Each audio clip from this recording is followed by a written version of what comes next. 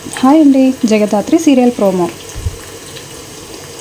ఆదిత్యపురంలో ఉన్న గుమస్తా దగ్గరికి జేడీ కేడీ ఇద్దరు వెళ్తూ ఉంటారు. ఇంకా కేడీ కుర్చీలో కూర్చొని వాళ్ళమ్మ సుహాసిని ఫోటోని గుమస్తాకి చూపిస్తూ, ఈవిడ నీకు ఏమైనా తెలుసా? అసలు ఈ సంస్థానానికి ఈవిడకి మధ్య ఉన్న సంబంధం ఏంటి? ఈవిడని ఎప్పుడైనా చూసావా అని కేదార్ నిలదీస్తూ ఉంటాడు. అప్పుడే నిషి యువరాజు చాటుగా ఉండి మొత్తం వింటూ ఉంటారు.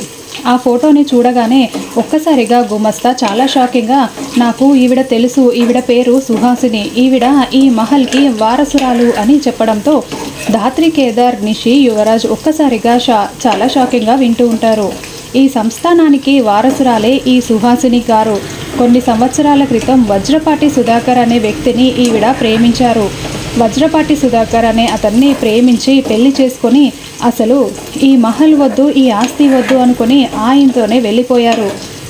సంస్థానాన్ని, ఆస్తిని మొత్తం వదులుకొని తర్వాత ఆవిడకి ఒక మగబిడ్డ కూడా జన్మించారని తెలిసింది. ఆస్తులన్నీ కాదనుకుని వెళ్ళిపోయిన తర్వాతే ఆవిడ మగబిడ్డకి జన్మనిచ్చిందన్న విషయం కూడా నాకు తెలిసింది అని ఆ గుమస్తా చెప్పడంతో కేదార్ ఒక్కసారిగా ఆనంద బాష్పాలని కారుస్తూ ఆ మహల్ని చుట్టూ చూసుకుంటూ ఉంటాడు.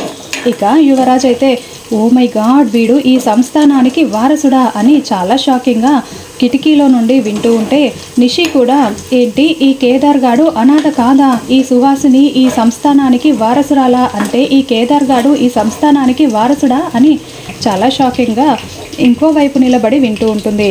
జేడీ అయితే ఇదంతా అక్కడే కూర్చొని మొత్తం వింటూ ఉంటుంది.